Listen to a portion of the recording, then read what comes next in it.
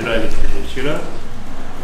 Ну, для меня вообще вот эти призывы, что нам надо объединиться в общее дело, знаете, как-то немножко по-детски это все выглядит, потому что как-то генерал Бар говорил во время войны, Грузин придет всех объединить.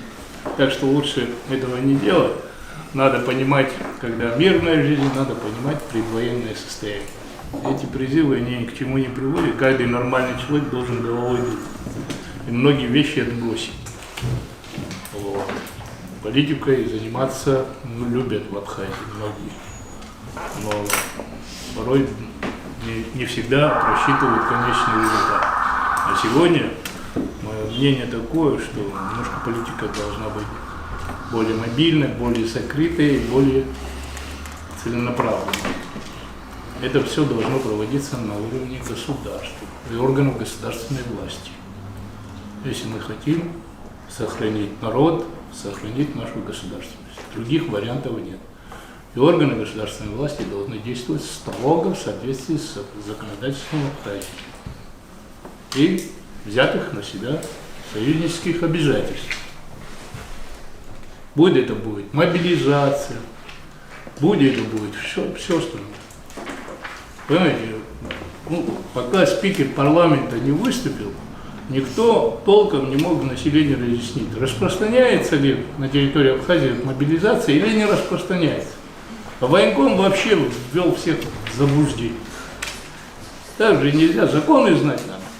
Если ты занимаешь такую большую должность, надо понимать, что надо людей в заблуждение вводить, и даже нервировать население. Это же родители, это матери, здесь сидят ребята, которые это все знают.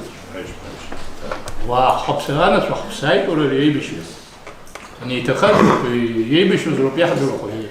أجيت رانش روت وحسيت что ван за шахном гнахом, нам давно надо было, касаясь не российской мобилизации ждать, а собственной мобилизации. Посмотреть, сверить часы.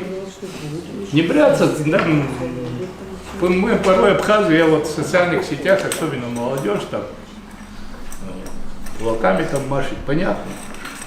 В социальных сетях, а в жизни немножко надо, понимаете, погонять их по этим горкам, на учениях и тому подобное, посмотреть, что они из себя представляют. И не надо, понимаете, паниковать.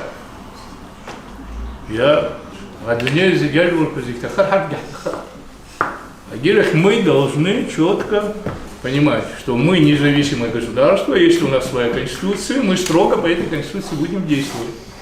Там и все прописано во всех наших законах, и законы военного времени, и союзнические наши обязательства, и все остальное. Не надо ничего придумывать. Я так думаю, когда некоторые говорят, я так думаю, не надо ничего думать, за тебя уже там подумали. Там все расписано уже. Вот о чем я хочу сказать. А то, что вы говорите, быть там вместе, не вместе, кто-то кого-то убил, кто-то, понимаете, Альян Глухлун, Альян Глухлун. Ну, есть политический спор. В конце концов, я сегодня никакой политической... Я много лет занимался политической деятельностью. Я никого в Абхазии своим врагом не считаю. Глупости какие-то. Все многие из них, мои боевые друзья, мои друзья по жизни, Ашхлебзи, Халак, Хайсмахоза. Да о чем мы говорим? Я думаю, что этой темы нет, просто его вообще забыть надо. Потому что слишком серьезные времена у нас впереди. Вот это, понимаете, политические амбиции, не амбиции. Ну, понимаете, сейчас могут такие времена наступить, что никто не заходит, понимаешь, человек будет бросаться на ногу, так что решение принимать надо. Не совсем все это просто. Вот для него здесь сидит, он один из первых лиц нашего государства. Сергей Миронович здесь сидит, один из первых лиц нашего государства во время той войны.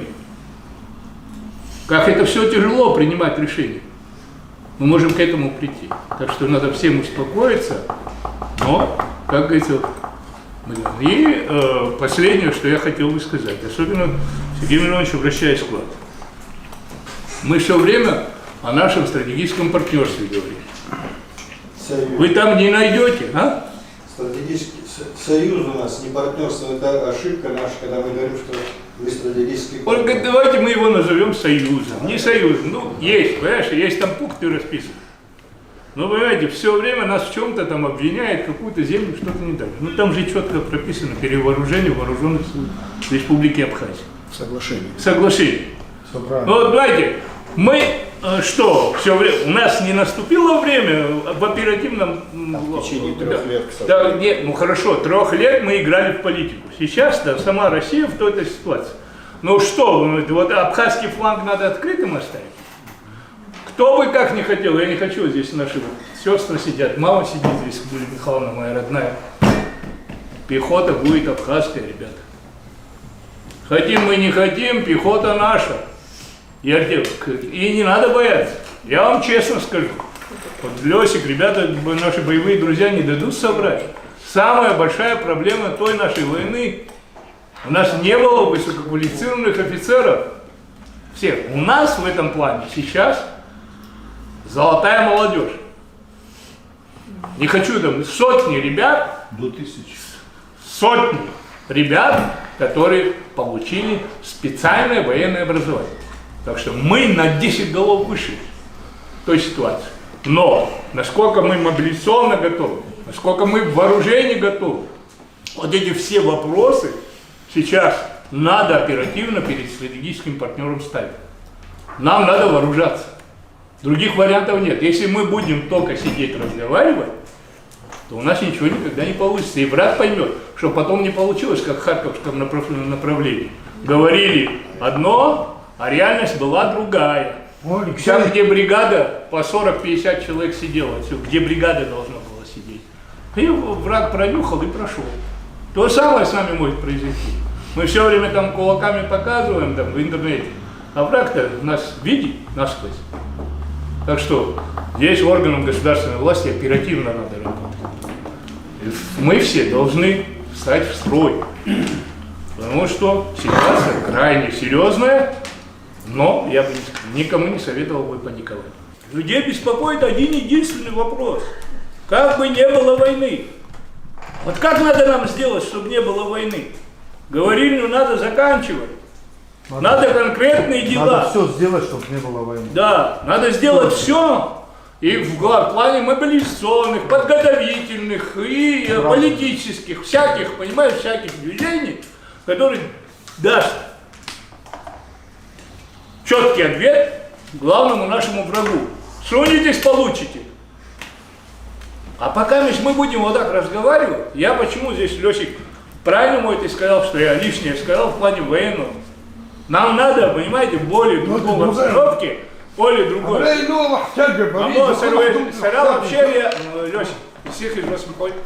Я вообще не знал о том, что вообще... Ну, я здесь прочитал, я тоже не знал, что меня пригласили, пришли. А хасарас хашеха убьёба зигет.